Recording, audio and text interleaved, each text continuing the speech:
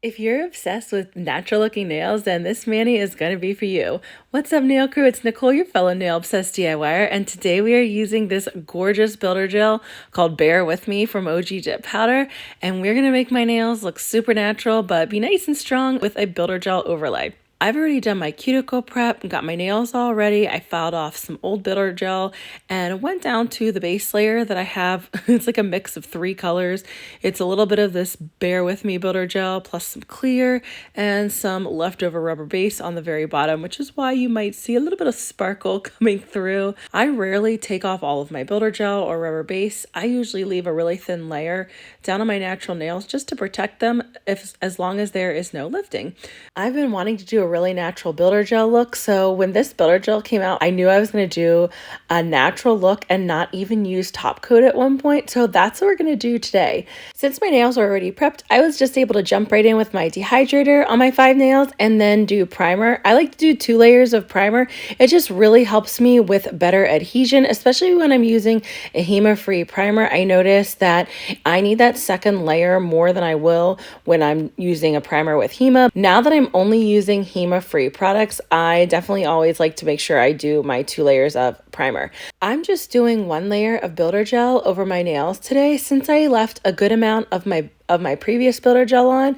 That's the nice thing about doing fills or changing your color, or in this case, just adding more of one color. You don't always have to do 2 layers since you already have your base layer built on.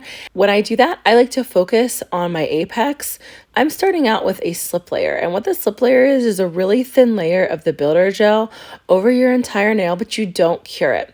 You use that so it basically does what it says. It allows your builder gel to slip down your nail then. When you go back in with a thicker amount of builder gel, but not super thick because you never want your layers to be super thick, that's when you build your apex and you really get your builder gel in all the right places. So when you're working on building your apex, you want to focus a majority of the product in the center of your nail. Anytime my nails are a little bit longer than my fingertips, I like to focus on the apex. Even when my nails are really, really short, I like to start working on my apex because as my nails grow, then it's less that I have to do and I already have like that basis built, and it doesn't feel like so much work to build your apex every single time you're doing a fill. You're just doing a rebalance when you're doing a fill. Once I do my slip layer, I'm focusing really on this newer technique I've been trying to do, where after you do the slip layer, you put a majority of your product towards the back of your cuticle, but not quite at the back. Then you float the builder gel down the center of your nail and fill in the sides, gently dragging it down around the sides and pushing it back towards the back of your cuticle. This allows the majority of the product to stay in that apex area, so then you can flip your nail over for like 10 to 15 seconds and then flip it back over and flash cure so that you've also built your apex naturally. Doing all these like different techniques has really allowed me to make my builder gel fills and applications go a lot faster, and that's something that's taking me a really long time. I'm always going to be super honest on here with you guys. Doing my nails did not come easily to me. It did not come naturally to me. I see people who do their nails like maybe 4 or 5 times and they look professional. Okay, that was not me whatsoever. I've been doing builder gel at this point. I think we're coming up on close to 3 years. I know it's been at least 2.5. I have to sit down and figure it out, and my brain's just not working like that. It's like 11 o'clock at night when I'm doing this voiceover, so my brain cannot brain like that right now. But it has taken me quite a few years to really get the builder gel process down and feel like I'm actually like going through it like quicker than I used to, because it used to take me hours and hours, and now I have the process down to about an hour and a half that I can do a fill.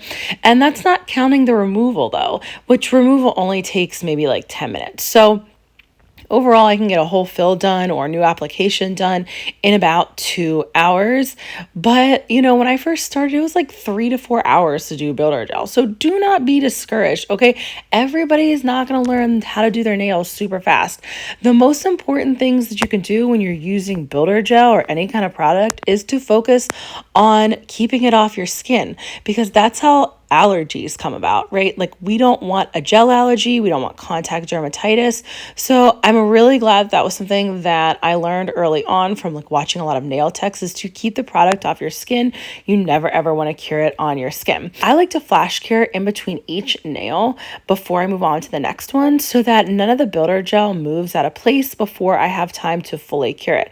Then once I flash cured all my nails, then I'll fully cure all the nails on that one hand. Now, I do my pinky through pointer separate than I do my thumb, because I've noticed that when I do my thumb with the rest of my nails, it just does not fully cure, because my thumb just cannot sit flat. And I know a lot of people's can't either. I've seen a lot of nail techs say to do this, to cure your thumb separately. So doing that has really, really helped me to make sure that my thumb is fully cured. Then I wipe off the tacky layer, since I'm going to be working on my right hand. I'm right-handed. I wanted to keep my right hand application in to show you guys that even though I'm a lot faster using my right hand to do my application on my left hand, I am not so quick using my left hand to do the application on my right hand. My technique is still a work in progress, but you know, that's part of the fun of doing your nails at home, is I know what I'm supposed to be doing, but like it's just teaching my fingers how to do it and teaching my hands how to do it the right way. I'm still using the same technique where I do the slip layer, and then I try to put a majority of the product around where the apex is going to be, towards the back, and then gently float it down. Now you'll see with my nails here, especially like on my pointer finger, I ended up getting a lot of builder gel clumped down to the side. So I've been using acetone to wipe off the sides of my nails instead of just isopropyl alcohol, because I want to make sure that I really get everything off. This is just when I'm doing my builder gel applications, since it's a lot thicker than if I just use like gel base to do a dip mani for the gel method. So I just dip my angled eyeshadow brush in a little bit of acetone and clean up before I do my flash curing. As we're going through each finger, you can see that my technique with my left hand on my right hand just isn't as slick, right? Like I'm messing up a little bit. I don't get that nice bounce towards the center of my nail, and I don't flow it down as nicely. I end up like a couple of times having to use, bring some extra builder gel on and work on that apex area, but that's okay. This is how we're learning. I'm just going to keep working on it, just like you guys are all going to keep working on it. We can keep working on our skills together. I feel like every time I do my nails, I get a little bit better. So working on the slip layer with my left hand on my right hand has definitely improved from when I first started. And what I've noticed now watching these videos that I definitely don't do is I don't put the bead of builder gel in the right spot. I always end up putting it too close to my cuticles. I want to put it a little bit further away, and then you want to push the builder gel back towards your cuticles and then drag it down the center and then slowly float it along the sides. That's the key to builder gel overall, is the floating. I'm barely touching my nail with the builder gel brush, and often what happens when I get to my pinky, I'm just too tired to do the slip layer, and my pinky nail is so much smaller than the rest of my hands. I mean, even though my hands are huge, my pinky nail feels really small in comparison to the rest of my hands. So often I end up not using that slip layer because I'm too tired, since I'm doing it late at night.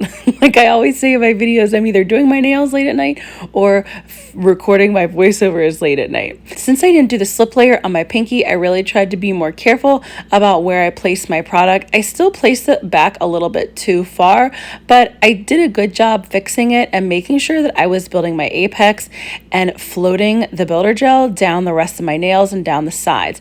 Before, I kept trying to drag it down and the tips of my nails would end up really thick. I focused on just pulling a thinner amount down my nails so that the apex curves properly down, instead of being super thick at the tip of my nail and having to file that a lot more. Once I finished the builder gel application on my right hand, then I did all my curing, and I wiped off the tacky layer with some isopropyl alcohol on a lymph-free wipe so I could get to buffing. I decided to leave the top coat off of this builder gel. Number one, I've really been wanting to see how it looks without it. I just kept feeling like I would really like it, since it's like a really natural look.